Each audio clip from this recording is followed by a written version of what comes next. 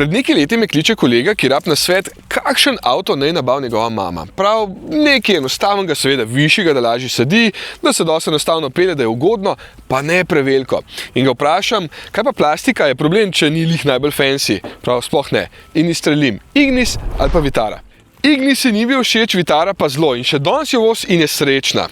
To zato, ker je bila Vitara dober avto, pa še danes je, čeprav je takšna med nami že 10 let.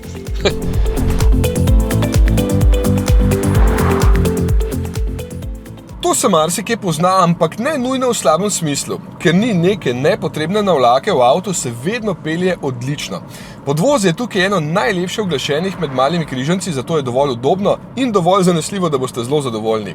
Tudi občutek na volanu ni slab, menjalnik lepo deluje in predvsem avto ni težek kot slon, dobro tono 300 ima, zato deluje lahkotno in enostavno. Ima enostaven blago hibridni sistem, ki je tudi dovolj učinkovit, da malenko zmanjša porabo goriva in se lepše zaganja, ko se motor izklop, recimo med čakanjem na semaforju. To pomeni, da ima 48-voltno omrežje, integriran zaganjalnik generator in 10-kilovatni električni motorček. Je pa veliko bolj zanimiva zgodba tukaj z motorjem. Ko smo prvič vozili ta 1,4 litrski bencinski turbojet, smo ga samo hvalili. Res je bil fin motor, rad se je vrtel, lepo je potegnil, niti ni toliko velik porabil, potem pa so naše fine evropske regulacije rekle, da je preveč umazan, pa so mu dodali še blago hibridni sistem in zmanjšali moč za 8 kW in naredili motor bistveno manj zabaven. In ker je bil očitno še zmer preveč umazan v primerjavi z vsemi 3-litrskimi nemškimi turbodizli, ki so pa očitno v redu, a ne? No, zdaj ima pa samo še 81 kW, to je 110 konjev.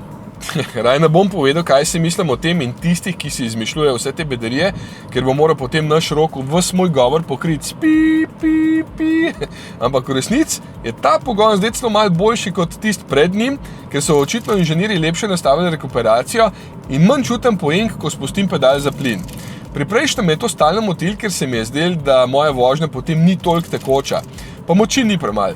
Res, da je pospešek do 100 več kot 12 sekund, kar se danes sliši kot cela večnost, ampak Vitara vsaj meni sploh ne deluje podhranjeno. Čisto lepo se premika. Poraba 6,7 litra.